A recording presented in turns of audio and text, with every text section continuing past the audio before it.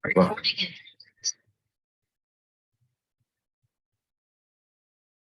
ai koe tau ngai wheu ia koe nau whanko li at koe ke tau sio ki ai. Koe tau ngai wheu ia koe whae kono whakamanatu e tau ngai mea. Ai ko omnak le rei peo ku ke mao peo ke lawa sio ki ai. Koe hui he ko whampe ke tau ki le rei whatape moa.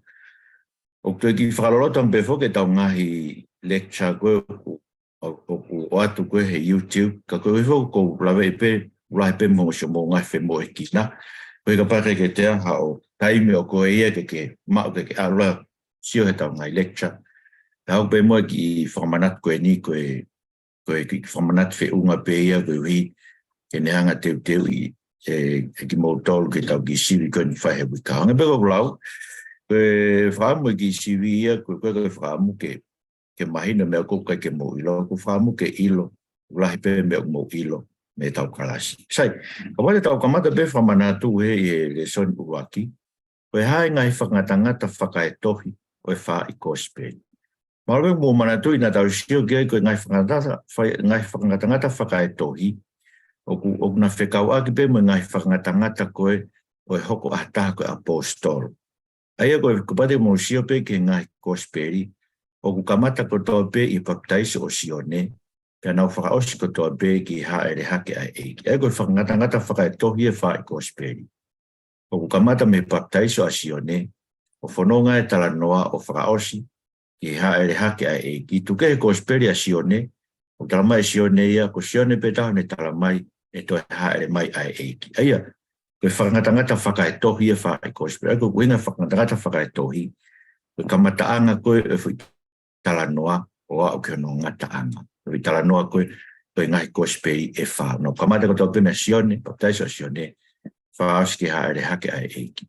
Kono whai o noa, koe hae ngai nau na e pau ke mao he apostolo a Sisu Karaisi. Na tau siofo ki ai i hono whiriko matai asi, ngā vai ua kiwe si o wake wa wha. Na tau sio koe mea koe na nau whie mau, e ai ha tangata na e whanonga mo ki nau tolu, o kamata meihe papitaiso koe o Sisu i a sione. O nau whanonga i behe ngai ngawe koe na whai Sisu i Sefsarema, i kāreri o alo i Sefsarema, pe kia pe a toe tupe a haere hake. Aia, koe apostolo koe Sisu Karaisi koe toko taha, na e pau ke whanonga mo Sisu Karaisi lorotonga ene i māmani, i ene hoko o kakano. Na tok dana ke tuki ai ngongo apostolo e ua, aia ko Paula, ka mo se misi koe te hina o eiki. Ko heu whamatala Paula e ura kointowa e tahani ma, o kinawa na ana mamata tonu kinawa ki he eiki toe tuku. Hire toe tuku e eiki, na mamata tonu ki he eiki ene toe tuku ene ki ha holo i mamani, pe toki haere hake. Aia koe ngahi nau e na e pau ke mahu e apostolo. Pau ke whanonga mo Sisu, me baptaiso a sione ke ne haere hake. Pau ke mamata tonu ki he eiki toi tu. Aina whakakau ai ang tangata ko e. A Paula pe mo se misko e te hina o e eiki. Pehea na i kai ke tau toi whanofo ai. Pehea ui kai ke tau toi whanofo ha apostolo sia awani. Pui ngā whuka koe peto e mau ha taha eo ne a usia ngai nau koe na pau ke mau e ha apostolo a Sisu Karaisi. Koe heu po saere hake eiki e ke langi.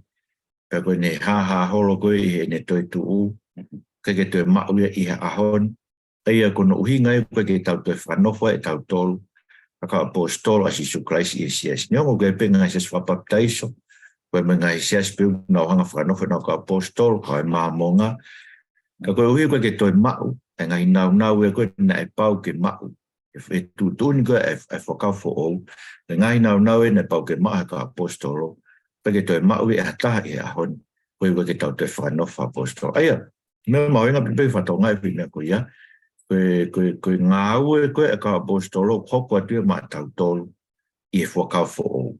E tau mea e Paula ke te tau tolu, koe siasi, ulangahake e makatuunga, koe ka apostolo me ka palofita. E ko whatonlea ke ka palofita e whakamotua, ka apostolo e whakawho ou, kono makatau whatunga motua ko Christ. Ulanga hake ki tau tolu ki ta hoko tempare, a fio ang lau mare maanu aya ke te ya tau ko parofita I ahon ko ke te tau ko apostol kau hanga e ki o wi tau tol ko kau pai fekau ko faiak ko evangelio ko kau nga missionare ke tau kau nga aue ma ka apostol ko aya ko na nga aue ni ko tu e foka fo o ke tau kau nga aue mo ki na to hanga to malanga e nau o matala mo na famon ke e ko Jesu Christ pea mo e whakamoon ka kau parofita. Ai, ko ki tau tolu koe kau whai ako e siasi a ni kau whai whekau, kau ngawe whai ka hanga o ako ne kina siasi. E ngai mea ka apostolo mo kau parofita. Koe le chano wa, koe hae te whita uhinga na e whatua e Faa'i Kosipeli. E whoki o kuiai pe te whita uhinga o asia sione wa he wanoa. Koe uhi ke tau tui koe kala isi ko si isuia. Hege, ka nawanga whamahino te ngotol, koe rea kala isi, o kuhinga ia, koe o tua, koe eiki au te vita. Ai koe nai sio kia te vita, koe si isu nai whai koe ke kau pare si he Kosipeli. Konga veo no lau, koe misa ia, koe hako te vita. No tong koe o pehe te vita ia, sio te vita, lai te vita kono eiki. Ie sa me te au hongo furu, pehe te vita nai pehe e eiki, ki hoku eiki. Aia nei mamata te vita ia ki tolu taha I o tua. Ko hono eiki ko te vita koe persona hono uai, koe o tua koe aloe, toke tamai toke alo, toke lau mari maanioni, persona e tolu koe tahape. Taha I o tua ka au nau toke tolu. Aia ko sisu koe kala isi, koe eiki a te vita. Koe o tua koe aloe, ko folo fola ia. Aina I kamata anga whea ngai moe o tua. Koe persona hono ua ia o tol taha I o tua. Kua hoku mai koe o tua koe alo ia, kua hoku mai koe alo o tua. Ia si Jesu Christ. Ka pare tau tui kia te ia, tau mai mo uita e ngata I hono huafa. Eia, koe panga bea ko whakamahino, koe te whitoi mea pe. Na uhinga ke nau tui koe kala isi ko si Jesu ia. Koe mehe nau tui te nau mai mo uita e ngata, ka nau whenge whakamahino, koe kala isi uhinga koe eiki o te vita. Koe persona hono ua ko fola ia na e whea ngai mo o tua e kamataanga. Koe persona hono ua ia toko tolu taha I o tua, koe o tua koe alo ia. Ko hoko mai ia koe alo e o tua. Manatu koe alo e o tua ia. Koe kai koe huinga pe ia koe ni whikau aku me o tua, ka koe lakanga ia o e tu Isleri ko toa pe. Manatu I koe sāme ua, koe ako toa pe whanofa e tu I hako te vita ulau ia, koe alo e o tua. Eia. Koe te whitoi uhinga no whatu ngai Kosipeli. Ana whatu ai Kosipeli e wha, kai koe Kosipeli pe taha. Koe ina mahu inga, ai whakamooni e toko ua, pe toko tolu, ke whakatu ha mooni, ia whakamau anga. Ai koe whakaukau whoku mandoi, e ke I mau pe maamani, hoa mau pe maamani o whamau I tau tolu eke. Koe hana uhinga tau tui ko sisu, koe misa ia, koe tua koe aloe o tua. Ai rewe whakamooni e wha. Ke nauanga whakotu e mooni ko ia, ko sisu, ko kala isi, tua koe alo, ko wholai ko ai kakani. Hoko mai ko tau moui anga, ko tau whaka moui. Ai ko no winga na e whatu ai Kosipeli e wha. Kau hi, na e whemau ke toko ua, pe toko tolu e kau whaka mooni, e whaka mau anga ko tau peka e toko tuha mooni. Koe ha e whitu I tala noa o matunga no whatu e ngai Kosipeli takitaha. Aia, koe Kosipeli ko tau pe, ko whatu ia he whitu I tala noa koe nina tau sio ke ai. Ana tau mau fo ke whitu I tala noa koe ia me rea koe apita, na e whai e whare o kori niusi. Koe ulua ki koe tala noa no baptaiso o sisu e sione. Koe tala noa no wako no veteange e sisu ki tau tolu, meihe te bolo. Aia koe ni ngahi ngaue, pa whai whekau ko tau pe ni ngahi mana, ni ngahi whai ako, ni ngahi tala noa whakatata, tala mai pita te tau tolu, ko tau mua ngai mea ko ia, pe veteange ki tau tolu, me pule au niu a setane. Oko le vai tala noa no tolu, tala noa ne pekia, tala noa no veteange ki tau tolu me te volo, ono to'o me te volo, ngai mea ko tau peke ne kei tuku a ki kovi a ki tau tolu e futohi mo ua ko o ki tau tolu. Tala noa no whaa, ko tala noa ne toi tuu, mai no peta ki te tau tolu e toi tuu ai eiki, whakapapau I koe alo I o tua, koe ai whanofu koe alo. Hoko e tala noa e ni ha holo. Na toi koe, mawinga fui aho e whango fulu koe na no fai mo I kawako, koe ike ni anga, whamahinu ka te nau tolu, me mawinga e pure anga e o tua. Tanoa hono no, pe tanoa o e pau ke malanga aki ke ngahi pule anga. Ko hige na uma uai e whamore more ang hala I ono huafa. Tanoa le wano fitu, ko ne ha ere hake ia, o teu ke ne to e ha ere mai, ke whakamau e kau mo ui me kau peke. Aiga hui talanoa e fitu. Baptizatione, me te angi tau tō mea setani, pe kia, to e tuu, ha holo, pau ke malanga aki ke kakai ko tō venga I pule anga. Pea moene haere hake teu ki toi haere mai. Pe lecture hono tolu. Koe hae o tala o whalalahi puranga o tua whakakakato I a sisu. Na tau sio kia pako tui kia te whamatarape kia he pōni tau klase pōni. Koe tā o whalua kia whai kia e palahame. Se nesu e taha ua, vesu ua ki he tolu. Tala o whau pe he tu o alu meo kakai no whanua. Ia whanua te utok whaha kia te ngahi koe pure anga lahi. Eko mea no ua ni tala o wha kia ne. Pea monu ia te koe. E ngai whahinga ko toa pē o I kere kere. Ia, koe mea lalahi e tolu tala ofa, koe ngai tala ofa ia e tolu e pure anga, o angi ke e parahami e sinesu hai taha ua vesu la ki ke tolu. Tala ofa lalahi taha hono ua, e po tala ofa kua, tala ofa hono ua, tala ofa kone whai ke te vita. Tala ofa kone whai ke te vita, talangi o tua, te ufokotu ho taro ni ke taingata. Pea koe tu I koe e hau pe meihe o hako, tene langa ha whare mo oku. Aia koe pure ang mo e whare o o tua. Koe ngume lala hei tala awha ka te vita. E tau sio I e pōni e ku whamatara koe whai anai ki I ngai parafisai koe hoko mato e hoko ma sisu. Koe ngume bene hawa sisu ke whakatuku. Koe pure anga mo langa ai whare o o tua. Ka koe ngu tala awha lala hia. Tala awha na whai ka e parahame se neswa tahao esro ki ke tolu. Tala awha na whai ka te vita I a ua sa miuela vai fitu. Ves tahaua e tahauno. Pehanga I nau e pureanga e o tuana whakakakato I e pureanga o King Solomone. Sa ka wana tau suke pureanga o King Solomone, pe ula kipe na tarange o tua e pure ai hako o te vita me taloni o tua. Maino koe taloni koe o te vita koe taloni e pureanga e o tua. Kono wa e lawa Solomone koe foha ia pe koe alo ia o tua. Aia koe tui koe I he laine tui o te vita. E ui maupe tu I kou whanofo ai, koe alo o e otua. Kono tolu, e whawapau e pito he tu I koe ni tene langa ai whare o e otua. Ane tangi o tua ko mea tene whai tene langa ai whare o otua. Kono wha, na e hanga e otua, e kuonga koe Solomone, o to'o au pito ai whiri mei mama. Na I kai kia se tane e kuonga o Solomone. Aia, o kuonga pe Solomone na taulawe ki ai, mo e kuonga koe pureanga I Jerusalema fo o I he langi e kai ke hua I hawhini. E koe ngai nau ia e wha na tauhanga sio ki ai. E ngai nau ia pureanga o tua whakakato he pure ko a King Solomone. Taloni o tua, e alo o tua, ko pure me iai, e ne langa e whare o tua, pia koe pena I kai ke hawhiri I hono kua. Tala noa e whokau mo toa whakakakato no veteani ki tau tole si isu me setane he tala noa hono ua. Ma tuke tala noa makatunga hono ua ia, ospe tala noa baptaiso koe e si isu e sio ne, tala noa hono ua kono veteani ki tau tole si isu. Ai koe konga lahi ia. Koe ngai tala noa koe o ngai pe Faa'i Kosipeli. Pate tau sio kia Matiu, ko mata me vahe tolu Matiu, le rege vahe wanoa. Ka toa e tala noa koe ki hono veteani ki tau tole e si isu me setane, nai ngawe e whai whakamo uiko na whai si isu mamani. Pare tau sio kia maake, kamata behe vahe urako maake ta tahai ke ngataanga vahe hongo fulu maake. Sio, e meko whai vahe hongo fulu, whanoa ta tabe kono veteangi tau to e si isu me setane. Tau sio ka luke, ta taha mea luke vahe wha, o alua ngata ke luke vahe tahiwa. E meko whai vahe tahaono, whamatala ta tabe kono veteani ki tau tolu si isu me setani. Tau sio ka sione, kamata be me konga ki mui vahe ua ki, o rerea ngata ki ngata anga vahe tahaua.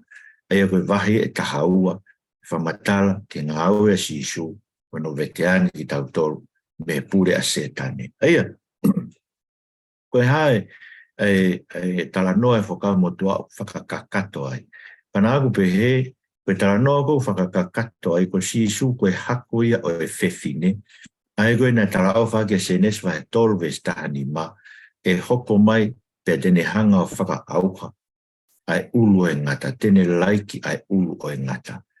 Na rina whanau iga si a keini, ne whaingoa keini ko keini, e na e pehe e iwia o mapa tangata. Koe tangata e tene laiki ulu o e ngata. Whanau i ko noa, na whaingoa ki tama ko noa, ko uhinga noa ko maa lo lo. Koe nau whakaukau koe tangata e tene hanga i kuna o laiki ulu e ngata. Kai whakamalo ki nau tolu me nau ngai, whakaongosia ko tolu mo mea koe, whakamala ia e koe kere kere, te ke kai e maa ka kawa au mata. Ko mea e koe nai hoko koe, koe nau whakaamu he nai tō tangata ko tō pe, ke nau maa usia e tangata koe tene lai ke ulu e ngata, ke ne hanga whakamalo ki nau tolu me nau whakaongosia. Aia, koe palomesla i taha pe ia whakakato koe, i hanga i si isu veteangi tau tō mea setan. Koe koia, koe hako e whewhinei. Alo i mai kene hanga o laiki ai ulu e ngata. Kau tala mai whoke he parofisai ko ia e hanga he ngata o laiki anu mui wae. Aia koe pekia koe a sisu, koe ala ia e ngata o laiki mui wae o e eiki. Kata whakato e tuu ia e eiki. Mea ono whaa, koe haa e tala noe whakau motua o whakakato he haa ere hake a sisu. Nā tau waka i ki ai koe tala noa ko whakakato he ere hake a sisu, koe tala noa koe ia Daniela vahe fitu ve statolu me ta wha, pe Daniela na e sio, e tō taha pange koe whanau tama a tangata. O hoko mai i he ao, ia talu meimu. Ai koe haa ere hake koe sisu, koe haa ere hake i he ao, ki he otua ke whakanofo i e tō mataku e otua, koe Purefu University. Kia ne nai mwere ki kāinga loto kou tauhi. I ngai tā noa koe a mātiu ua wha ko māketaha tolu, ko luke wahe ua taha ke pehe koe e haere masi su i he ao. Aia usia tō lahia koe tala noe e ne toi haere a ngaua mai ka nā kwanga wha uhingai. Koe uhingai si su ke ne haere hake koe ne haere hake o awhio me tō matako e tamai. Koe uhi e nai tala whakabaton pe si su i a luke ua wha matiu taha tolu mo luke ua taha. E hoko mea koe ni i o nau pōnga. Te tau tō kio ka nai. Aia whakakakato ai a parofisai koe e Daniela vai fitu ve sta tolu me ta fa ko ha ere hake ki he ao e o tua ke whakanofa i koe tu i universi. Be kai ngatai, au whakakakato whoke pa me tala noa koe o sa me te au hongo furuwe su wa ki wholofora ai eiki ki hoku eiki nofo koe to mata uka e ua ke ungahi o ngai whiri ko toa pe ko tu ngā wai. Nā kuru te tau tokisio anai whakakakato ai koe ngai mea kato ko ia. Ai haere ka sisu ko whanofo e tō mata o tamai. O ku whakakakato e tau mua ko e o tua hono ngāo ki tau tolu hono imisi. Nā ngāo ki tau tolu hono imisi, tala mai he sā me walu, ke tau pūre, e mea ko tō pe po whakatupu e o tua. Tala mai rewa he pelu wa he ua ia. O koe ko tau tolu e tau pūre, ko tō taha pe o pūre, ko sisu Christ nā ngāo ki maulao si e ka wāngelo, mea ne pekia, ke aki langi me gloria a fio me to mata o tamai pa kune ave ki tau tau ono ngai foa to lahi ki tau wa usia ai langi aia ko ngai me whakakakato e tala noa koe hae hake a sisu ngai mea koe whakamoto mandoi koe lecture hana whaare son hana whaarewa koe hanga el meni Talifehu'i Kosipeli lau kia paula ia ula kunto tanima pe stolu mwe wha koe me pe tolu koe pekia sisu Christ koe ke tau ngahi ang ala whakatau ke toi tapu. Ono te rio ia. Ono whakatau tuu e a tolu whakatau ke toi tapu. Ma ui ngā bita whai mea tolu koe koe Kosipeli ia koe ne pekia mai tau ngahi ang ala. Ono te rio ke tanu e tau atama motua. Ono whakatau tuu koe ke whakatau tuu ki tau tolu ki tau whai ak hamo ui o whau. Aia koe Kosipeli koe tala e Kosipeli tā noa paula koe tala i ho tau whakafo o whai e pekia e toi tu ai eito sisu Christ.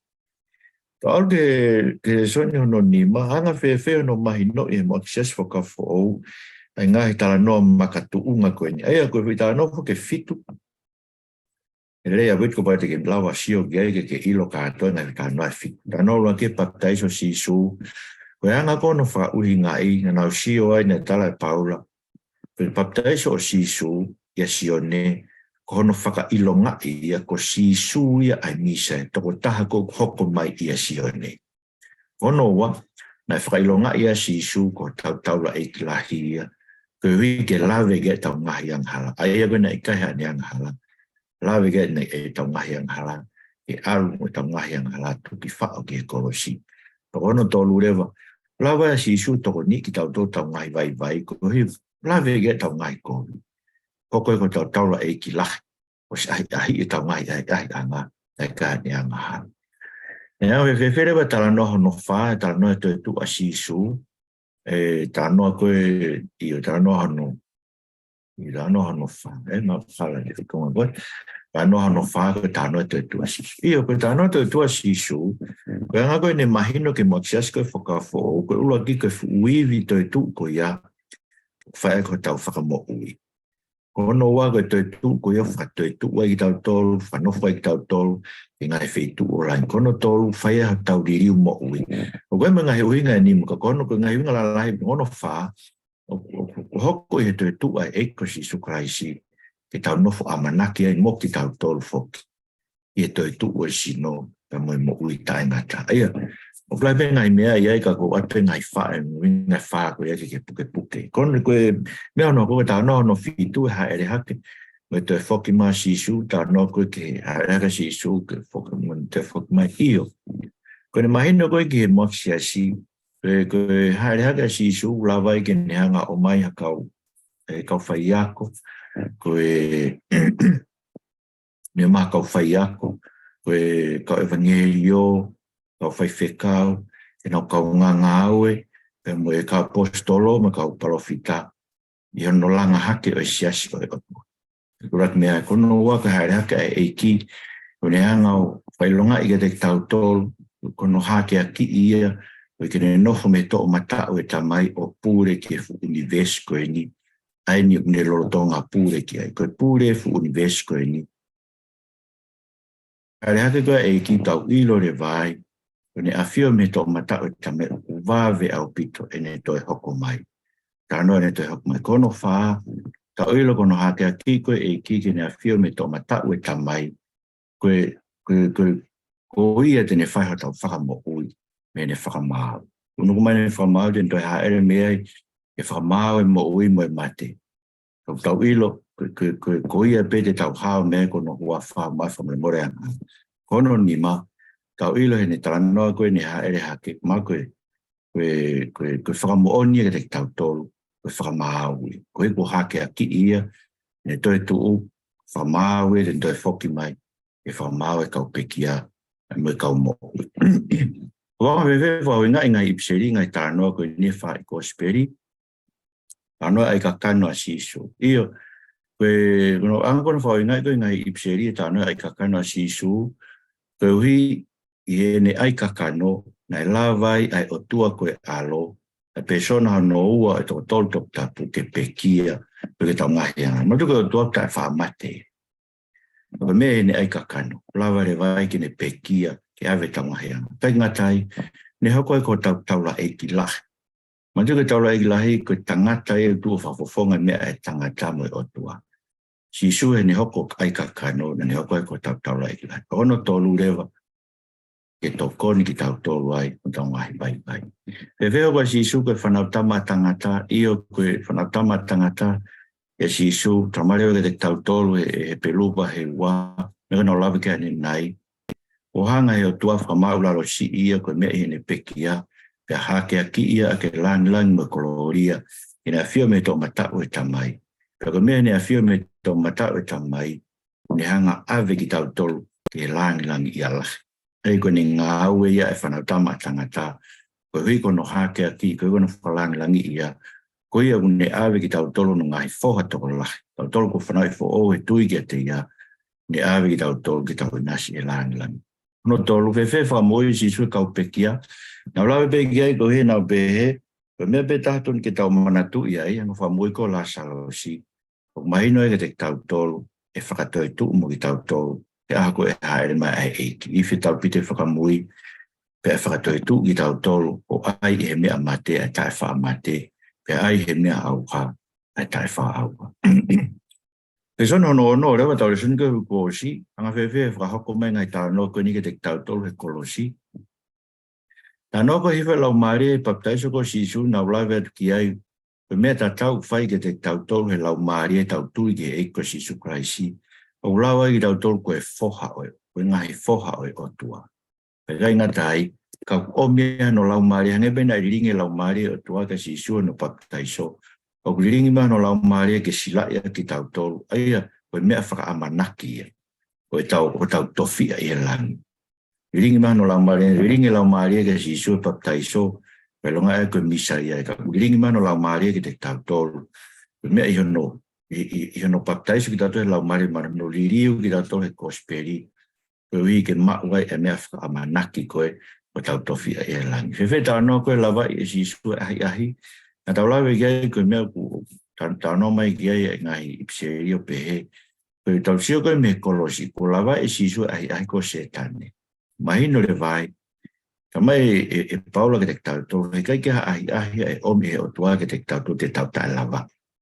Ko hi tau mao e tauto tō tāko na ni kuna se tane. Tō ton ke tau lava e tauto ahi ko toa pe. Ahi ko toa pe ton ke tau fōwai.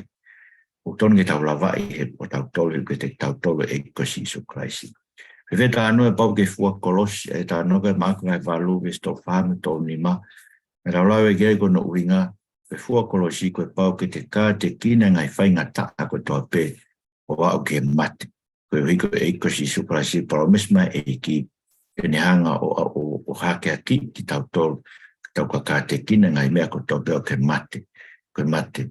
Ko e hiko no whakatanga i tau tolu e tau tui te te. Tau no ke whama e tempare, mai ni ke te tau tolu e ko hoko e ko Sisu Kraisi ko e makaturi ki tau olunga e whare, o tau tolu ko e ni langa ki tau tolu e tempare ke na pe Sisu te uholok te whare, langa he osono au tolu, o ko ia mo au tarama e pita. Langa hake ki tau e funga maka mo ui e ta hoko, ko e whare whakalau maari e tuunga taula e ki ta, ato e whilau lau whakalau maari e ke eki. Ko e tānoa ko e hawha ke a Sisu, o lau pe kei, o mai ko ke te tau tolu he kolosi, o kuri riu e tau mo ui, e tau siofia a lan o e eki, e tau lau e ne fora. Tau kore ke ike ne tatala e fupulonga koe ta e tui me te tau tolu, koe ke lau ke tau mamata ton ke eki, e tau lau e ne fora. Ka e riu e tau mo ui, hange koe hawha kehe e mo ui e eki, tau hiki me lan e ta, e lan e ta. Tau no koe tau mau lau maari ma oni, ai koe ne sen vai fitu ke tori, wana tau lau e ki ai. Tau mau lau maari ma oni, koe mea i he tau tui ke Kosipeli. Mai Paula, pe tau tui ke Kosipeli, tau tui ke kolose e ko Sisu Kraisi. Tau mau e lau maari ma oni, pa puhinga tau mau lau maari ma oni, kono omi ke te tau tolu, ai whakatonu hia i he tui. Kono omi ke te tau tolu, ai whakatonu hia i he tui. Sai, koe pon te tau hoko anu ki he ngai mea lalahi koe tau hoko ma Sisu, koe ngai tano lahi pe ni mai ko whamu ke ilo. Koe ula ki koe tano e hoko ma i laisia. Ai koe mea koe na tala whoka motua whailonga e ke hoko mai ai eiki. Koe hoko mai e ina hoko ma Sisu. Koe amanaka sio ne koe ne hau ke whai whakamau. Koe hoko mai eiki e koe whai whakamo ui. Tau rawi kia nai. Pe kia pe ha e hake. A fio me to matau e tamai. Koe tu i e fu universi.